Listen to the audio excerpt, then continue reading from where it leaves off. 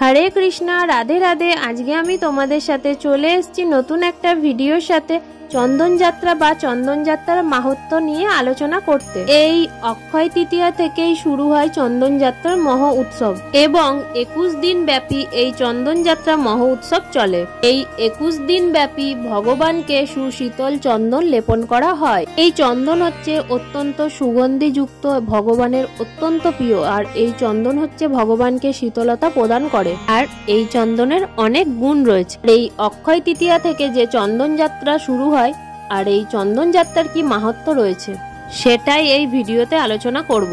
আর এই অক্ষয় তৃতীয়া থেকে যে চন্দন যাত্রা শুরু হয় এর কি মাহাত্ম্য রয়েছে আর কোন শাস্ত্রে রয়েছে এই সম্পর্কে স্কন্দ পুরাণে উৎকল খণ্ডে রয়েছে। স্বয়ং ভগবান জগন্নাথ মহারাজ ইন্দ্রপুলকে স্বপ্নাদেশ করেছিলেন যে এই অক্ষয় তৃতীয়া অর্থাৎ বৈশাখ মাসের শুক্লপক্ষ তৃতীয়া থেকে 21 দিন ব্যাপী ভগবানকে যেন সুশীতল চন্দন লেপন করেন, ভগবানকে মলয়জ চন্দন লেপন করেন। এবং ভগবানের আদেশ অনুযায়ী কিন্তু ইন্দ্রধনু মহারাজ খুব সুন্দরভাবে এই আদেশ পালন করেছিলেন এবং 21 দিন ব্যাপী জগন্নাথ, বলরাম, সুভদ্রা মহারানীকে খুব সুন্দরভাবে চন্দন লেপন করেছিলেন। এবং সেই থেকে আজ অবধি পর্যন্ত প্রত্যেক বছরই শ্রীক্ষেত্র পুরীধামে এই চন্দন যাত্রার মহা উৎসব পালন করা হয়। ভগবান জগন্নাথের মস্তক, উদর এবং 2 বাহু এবং নাসিকায় এই সুশীতল চন্দন লেপন করা হয়।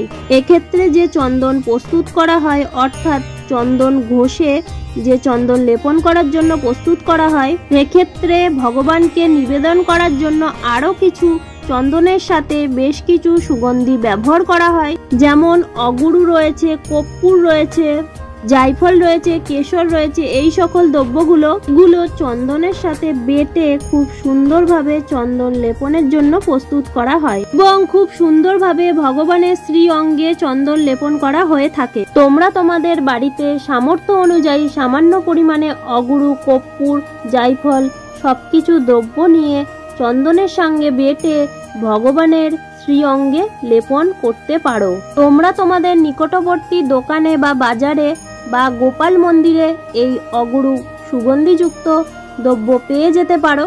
আর তোমাদের সামর্থ্য যদি না থাকে তোমরা তাহলে ভগবানকে শুধু চন্দন লেপন করে অর্পণ করতে পারো। এবং পুরীধামে জগন্নাথ দেবের বিজয় বিগ্রহ এবং মদন মোহন বিগ্রহ এই 21 দিন ব্যাপী ভগবানকে সুসজ্জিতভাবে শৃঙ্গার করা হয়ে থাকে এবং প্রত্যেকটি মন্দিরে শ্রীক্ষেত্র, পুরীধাম, বৃন্দাবন, মায়াপুর, প্রত্যেকটি ইস্কন মন্দিরে বা গোপাল মন্দিরে বা কৃষ্ণ মন্দিরে ভগবানকে 21 দিন 21টি বেশে সুসজ্জিতভাবে সাজানো হয়ে থাকে। শ্রীক্ষেত্র পুরীধামে জগন্নাথ দেবের বিগ্রহকে এবং মদন মোহনের বিগ্রহকে খুব সুন্দরভাবে সুসজ্জিত করা হয়ে থাকে।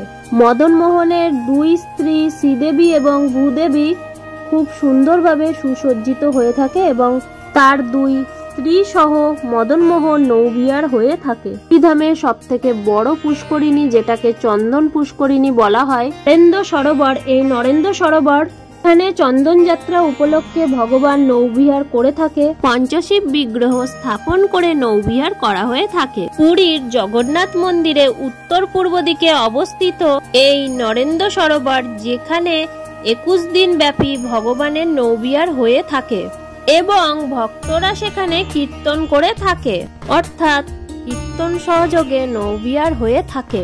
এছাড়াও বৃন্দাবন, মায়াপুর যত ইস্কন মন্দির আছে সব মন্দিরেই নৌবিহার হয়ে থাকে। কোনো কোনো মন্দিরে 7 দিন, কোনো কোনো মন্দিরে 5 দিন, আবার কোনো মন্দিরে 1 দিনও নৌবিহার হয়ে থাকে। এই চন্দন যাত্রা মহা উৎসব উপলক্ষে বিভিন্ন জায়গায় বিভিন্ন ক্ষেত্রে এই নৌবিহার হয়ে থাকে এবং ভগবানকে যে চন্দন প্রদান করা হয় অর্থাৎ সুগন্ধিযুক্ত দ্রব্য দিয়ে যে চন্দন লেপন করা হয়, ভগবানকে চন্দন অর্পণ করার মাধ্যমে আমরা জড় বাসনা থেকে মুক্ত হতে পারি। ভগবানের চন্দন লেপন হচ্ছে এক প্রকার ভক্তিমূলক কর্ম। এবং চন্দন হচ্ছে সর্বশ্রেষ্ঠ প্রলেপন।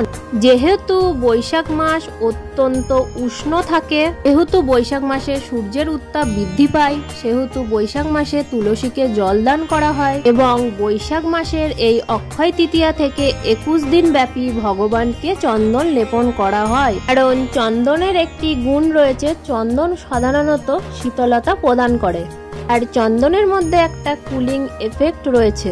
যেহেতু চন্দন শীতলতা প্রদান করে, তাই ভগবান ভক্তের মাধ্যমে এই লীলা প্রকটিত করেছেন। তাই আজ লাখো লাখো ভক্তরা এই চন্দন যাত্রার মহা উৎসব পালন করে থাকেন ভগবানের সন্তুষ্টি বিধানের জন্য।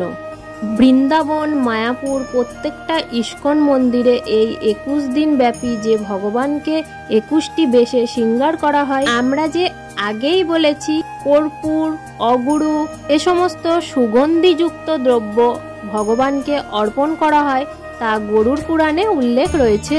সমস্ত প্রকার সুগন্ধিযুক্ত দ্রব্যের মধ্যে রয়েছে চন্দন, তাই ভগবানের শ্রেষ্ঠ প্রিয় জিনিস হচ্ছে চন্দন। আর স্কন্দ পুরাণে এটা উল্লেখ আছে যে ভগবানকে এই বৈশাখ মাসে 21 দিন ব্যাপী যে ভক্তরা চন্দন লেপন করেন বা চন্দন অর্পণ করেন, তারা অবশ্যই, এবং সেটা যদি শঙ্খ দিয়ে হয়, তারা বহু বছর ব্যাপী সন্তুষ্টি লাভ করেন। কারণ ভগবান অত্যন্ত সন্তুষ্ট হন এই চন্দন লেপন করার মাধ্যমে। যেহেতু ভগবান সন্তুষ্ট হবেন, তাহলে ভক্তরা অবশ্যই তাতে সন্তুষ্ট হবেন। যদি কোনো ভক্ত তুলসী মঞ্জুরি বা তুলসী পত্র দিয়ে ভগবানকে যদি চন্দন লেপন করতে পারেন, তার যে মনোবাসনা রয়েছে সেটা জড় বাসনা হতে পারে বা ভগবানকে সন্তুষ্টি করার জন্য বাসনা হতে পারে, ভগবান সেবায় যুক্ত হওয়ার জন্য বাসনা হতে পারে, তার সকল মনোবাসনা পূর্ণ হয়ে থাকে। এবং নারদ পুরাণে কিন্তু একই কথা উল্লেখ রয়েছে যে কেউ যদি ভগবানকে তুলসী পত্র দ্বারা বা তুলসী মঞ্জুরি দ্বারা ভগবানকে যদি চন্দন লেপন করে থাকেন, তুলসী সহিত চন্দন ভগবানের অত্যন্ত প্রীতিকর, এতে ভগবান অনেক বেশি সন্তুষ্ট হন। এবং বামন পুরাণে বলা হয়েছে চন্দন বৃক্ষে স্বয়ং লক্ষ্মী দেবী অবস্থান করেন, সেই কারণে চন্দন গাছ হচ্ছে লক্ষ্মী স্বরূপা। তাই চন্দন গাছটি শীতলতা প্রদানকারী এবং ভগবানের অত্যন্ত প্রিয়।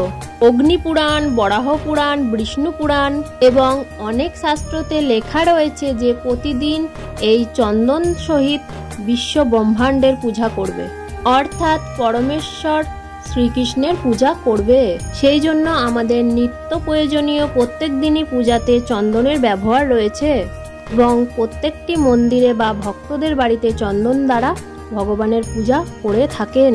বিশেষ করে বৈশাখ মাসের এই চন্দন যাত্রা আরো বিশেষ মাহাত্ম্য অনেক শাস্ত্রে রয়েছে, যাতে আরো বেশি করে ভক্তরা অংশগ্রহণ করতে পারে, ভগবানকে আরো বেশি পরিমাণে চন্দন লেপন করতে পারেন। নৃসিংহ পুরাণে উল্লেখ রয়েছে যদি কেউ কুমকুম অগরু সহিত চন্দন বেটে ভগবানকে অর্পণ করতে পারেন, তাহলে সেই ভক্ত কোটি বছর যাবৎ দেবলোকে বাস করতে পারেন।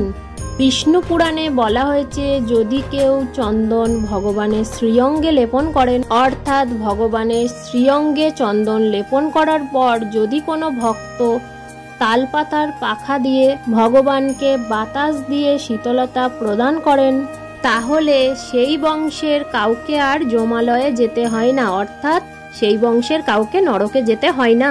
ভগবান এতটা মাহাত্ম্যপূর্ণ করেছেন। বিশেষভাবে চন্দন যাত্রা মহা উৎসব উপলক্ষে আপনারা ভগবানকে চন্দন লেপন করতে পারেন। ভগবান শ্রীকৃষ্ণ, রাধারানী, গোপাল, জগন্নাথ দেব, পঞ্চশীল সমস্ত ভগবানকে অবশ্যই চন্দন লেপন করতে পারেন। বিশেষ করে ভগবানের মুখমণ্ডলে 2 হাতে উদরে চন্দন লেপন করতে পারেন। ভগবানকে চন্দন লেপন করার পরে আপনাদের গুরুদেবকে মুখমণ্ডলে বা ললাটে চন্দন লেপন করতে পারেন। তো এইভাবেই শাস্ত্রে অনেক চন্দন লেপনের মাহাত্ম্য রয়েছে।